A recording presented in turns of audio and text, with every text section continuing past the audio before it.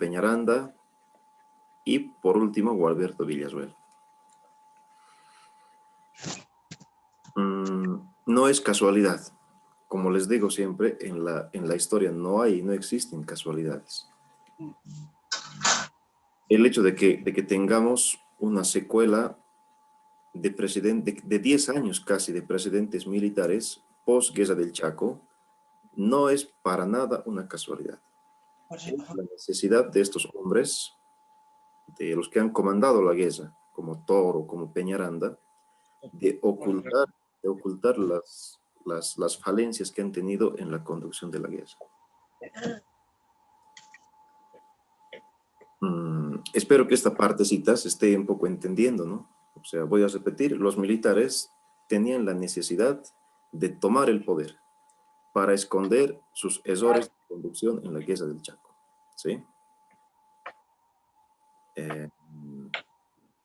Esta época histórica de sus militares, la historia lo ha nombrado como los socialismos militares, ¿sí? Que puede resultar, participantes, así a simple vista, un término muy disonante, un término muy poco científico incluso. Porque no puede, o es muy raro, muy difícil encontrar un militar que sea socialista. Chicos, por favor.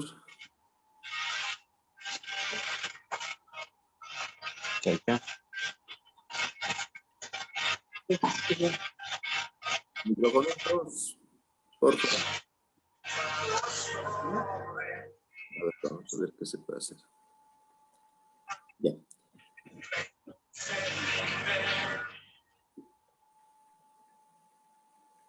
Ya está, ahora sí. Bueno, en todo caso les decía que es muy poco usual encontrar un término que haga referencia a militar y a socialista en la misma palabra.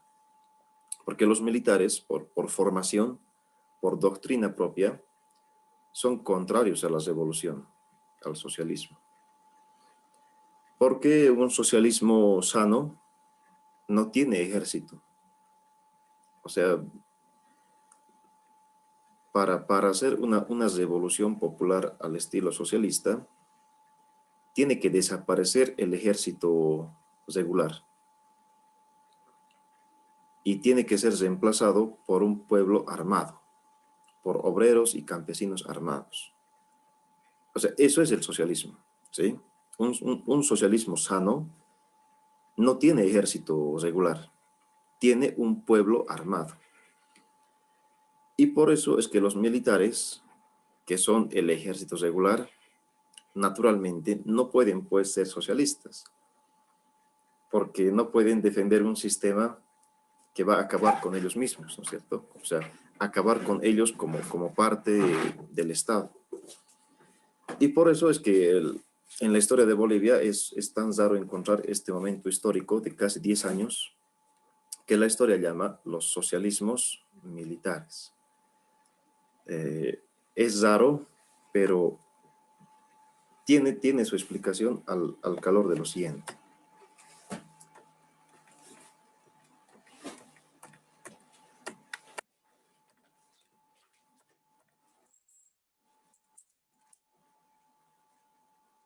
Aquí está. Miren, tenemos dos elementos que están aquí en los dibujitos que demuestran que hay una necesidad de cambio. O sea, los militares, aparte de esconder sus deficiencias, para lo cual tienen que llegar al poder, entienden que tiene que haber un cambio en la sociedad. Y el pueblo está empezando a crecer, a organizarse y a ejercer presión. Y bueno, entre militares y civiles se llega a una interesante coincidencia, que dice: todos identificaron al imperialismo y a las transnacionales como responsables de la guerra. Porque hablando de la Guerra del Chaco, de la participación boliviana en la Guerra del Chaco y de la participación paraguaya en la Guerra del Chaco, existen pues indudablemente dos manos invisibles que empujan a ambos países a enfrentarse por el territorio del Chaco. Y les dije en la otra clase que una de esas manos invisibles es la empresa petrolera Standard Oil, que lo presiona a Salamanca, al gobierno boliviano, para tomar poder del Chaco, ¿no? Porque acuérdense que había la idea, ¿no?, de que en el Chaco era un vergel de hidrocarburos, ¿no?, que el Chaco estaba lleno de hidrocarburos. Había esa suposición. Y esta empresa extranjera, Standard Oil, lo presiona a Salamanca, ¿no?, al gobierno boliviano, para que intervenga en el Chaco, para que se apropie de este supuesto, de estos supuestos recursos hidrocarburíferos. Y en Paraguay pasa exactamente lo mismo. La empresa petrolera Royal Gulf presiona al gobierno de Ayala, al gobierno paraguayo, también para pisar, digamos, en el Chaco y apropiarse también de las supuestas riquezas de hidrocarburos que habían ahí, que al final nunca hubo, ¿no?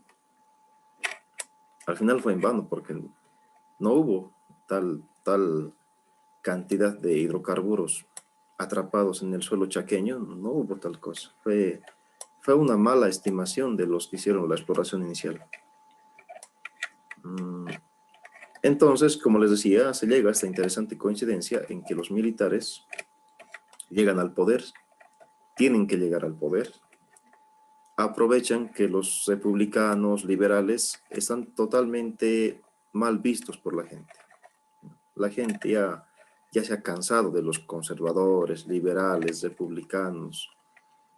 La misma chola con otra pollera, básicamente, ¿no? Entonces la gente estaba un poco desanimada con esos partidos. Era el momento propicio para que los militares tomen el poder. Como por ejemplo, cuando el gobierno del MAS de Evo estaba denunciando, les dije la otra clase, ¿no? Nace la idea también, yo lo vi en Facebook, de muchos que decían que entre al poder un gobierno militar para poner orden. Y ocurre así, cuando un partido político queda desacreditado, siempre queda espacio para los militares. En 2019 los militares no lo hicieron porque no se atrevían a hacerlo. Pero en 1936 los militares sí tenían que llegar al poder. O si no, se iba a descubrir todas las estupideces que han hecho en el Chaco, ¿no? Como sacrificarlo a Ustaris, por ejemplo, y tantas cosas malas que han hecho.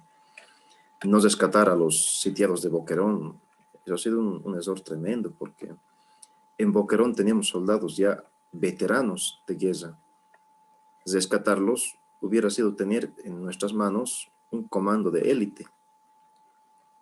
Pero ¿qué hicieron los comandantes? Mandaron la orden a Boquerón que decía, aguanten 20 días, 10 días más. Y todo el regimiento Boquerón quedó preso en Paraguay, todo lo que fue la guerra. O sea, fue una insensatez también. O sea, todas esas cosas tenían que tapar los militares llegando al poder.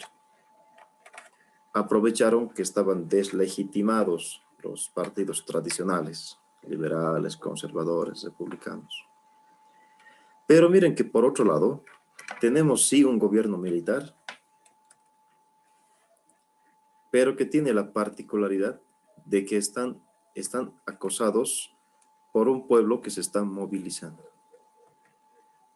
Así que estos militares que llegaron al poder o cedían a las presiones populares o tenían en sus manos una insurrección popular que, dicho sea de paso, no iban a poder contener. Así que los militares tuvieron que ceder a las presiones populares. Y una de esas presiones trascendentales, históricas, es la nacionalización de los hidrocarburos. Es la primera vez en nuestra historia que los hidrocarburos se nacionalizan, que pasan a manos del Estado. se crea la empresa YPFB, que para los bolivianos es muy, muy importante por el peso que tiene en nuestra frágil economía, ¿no? O sea, los bolivianos actualmente vivimos del gas, básicamente, ¿no? Para la época ya tenía mucha importancia el gas, no la que tiene ahora, pero sí tenía. Y bueno, miren, por ejemplo, David Toro, todo un militar, tiene que aplicar una medida tan revolucionaria como es la nacionalización de los hidrocarburos y la creación de una empresa estatal llamada YPFB.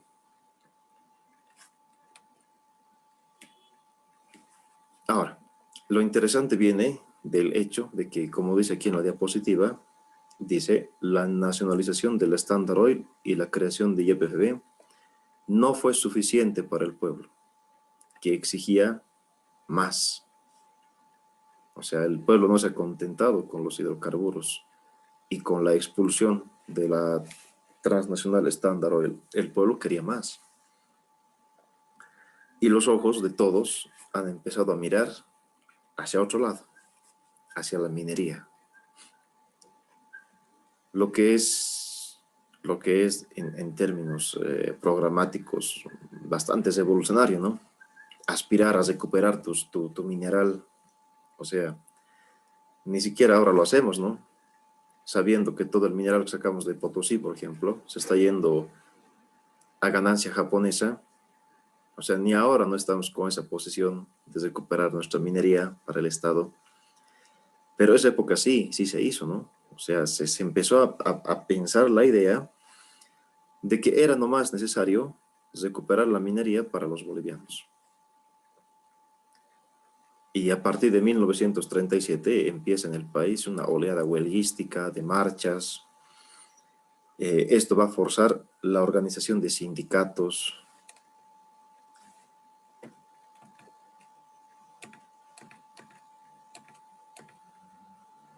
No sé si les mostré la otra clase, pero miren, aquí tenemos ya los cuadros y los años en que se empiezan a formar las organizaciones sindicales civiles, ¿no ve? Obreros, constructores, carpinteros, electricistas, madereros, sociedad de sirvientas, empleados de hotel. Entonces, como ven en el cuadro que sacamos del libro de Guillermo Lora, de un libro titulado Historia del Movimiento Obrero en Bolivia. Y lo más interesante, miren, aquí en el cuadro 19 dice, organizaciones que integran la FOT. ¿Qué es la FOT? Bueno, la FOT son las siglas de una asociación de trabajadores de diferentes áreas. Podríamos decir que es una especie de embrión de lo que algún día va a ser la COP, la Central Obrera Boliviana. Así que ya no estamos hablando de los tiempos de Melgarejo, ¿no? En que no había organización civil. O sea, ya estamos hablando de una época en que había organización civil. Había la capacidad de organizarse en el pueblo, lo que permite que emerja, ¿no? esta oleada huelguística y marchas, digamos, que presionaban a los gobiernos militares y que estos de alguna manera debían, en algunas partes, ceder, porque no había de otra.